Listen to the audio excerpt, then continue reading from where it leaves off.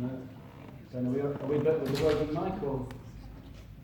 Yeah, I don't think. Okay. Oh, wait, maybe it's there? Yes, there. Okay, let's give it a go.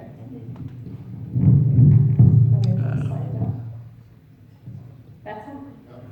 I'll try not to move too much. It's going to be difficult because I gesticulate a lot when I'm speaking. So thank you so much to ChippBarnet for organising this event, and to all of you for coming tonight. It's so rare that I get to speak in a situation where I'm nodding my head furiously in agreement with those people who preceded me, because normally I'm sitting in the European Parliament alongside the likes of Nigel Farage and his merry band of disaster capitalists. So this is very welcome. It's a nice change. I just want to pick up on something that Luciana said actually about the world seeing us with pity and contempt. Well, I think the one place where that's not true actually is in Brussels, because our European friends haven't given up on us yet. And that much was evident from when I was in Brussels last week and all the chaos was unfolding in the UK Parliament back home. I had colleagues coming up and hugging and high-fiving me in solidarity, especially when MPs managed to secure that legislation to stop no deal from being foisted upon us. So I think that underlines more than anything why we need to stay aligned with our closest friends and partners, because we do share the same fundamental values, and that is belief in liberal democracy.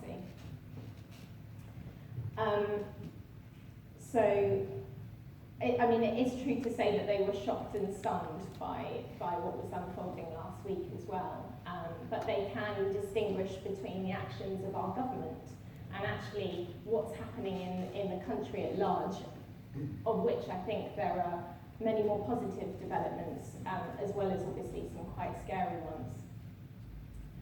So we were asked to first of all outline why we are where we are now. And the very simple answer to that question is, of course, Boris Johnson. Boris Johnson got us into this mess by writing false Eurosceptic narratives as the Brussels correspondent for the Telegraph over 20 years ago, and making that the norm for reporting about what goes on in the place where I now work. He then made it worse by choosing to support the Leave campaign during the 2016 EU referendum, just for his own personal political gain. And now we have the misfortune of having this utterly unprincipled, self-interested man as Prime Minister, someone who's willing to cost the country vital food and medicine supplies, risk civil unrest, and wreck our economy.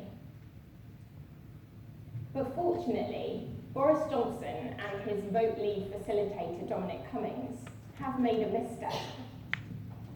Because by choosing to shut down the UK Parliament, Boris Johnson's egotistical, authoritarian power grab has brought us all closer together.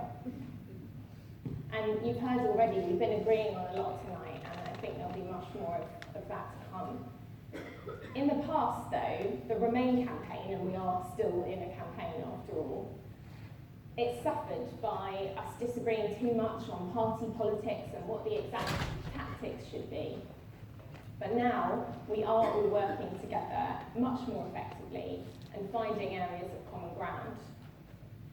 MPs have taken an important step to bring us back from the brink of no deal and hopefully buy us more time to resolve this mess that is Brexit. So thank you to Heidi and Luciana for doing that last week. And I can assure you that the cross-party efforts in Westminster are also being mirrored in Brussels. So just last week, Liberal Democrat, Labour, Green and SNP MEPs, we all got together to sign something called the Brussels Declaration.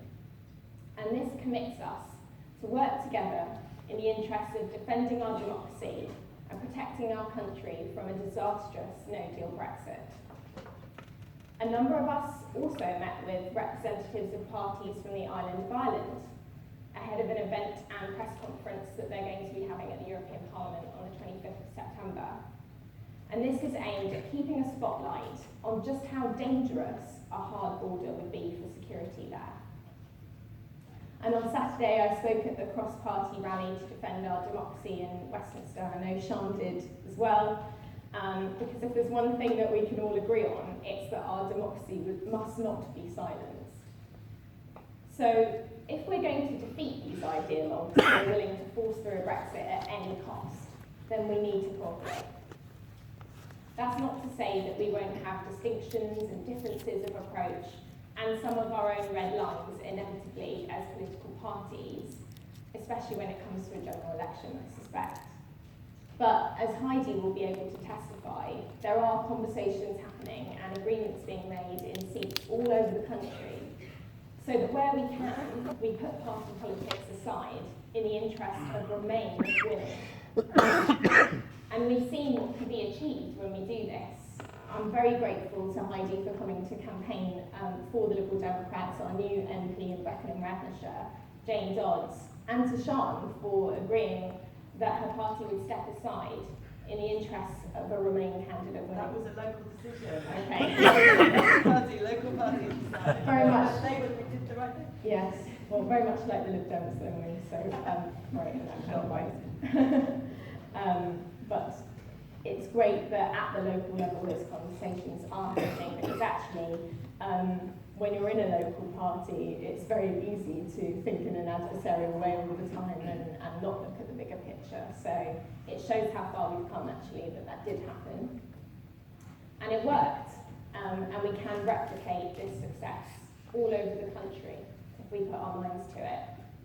So all that matters now, should a general election happen, and I'm still fully behind a people's vote, of course, is that we wipe away the Tories' majority. Oh wait, they don't have one anymore, do they? But as for what you can all do in the meantime, it's keep protesting and campaigning. You know, join a political party if you haven't already. Obviously, I'd love you to join my party, the Liberal Democrats, but there are other Remain parties. And if you don't feel like doing that, then get involved with one of these amazing pro-European apolitical movements that have sprung up all over the country and are doing incredible work campaigning to get that message out there as well. And never give up, because I have to admit there have been moments when I thought that it was game over and we were headed towards no deal, and as a member of the European Parliament, I'm very much at the heart of this existential crisis.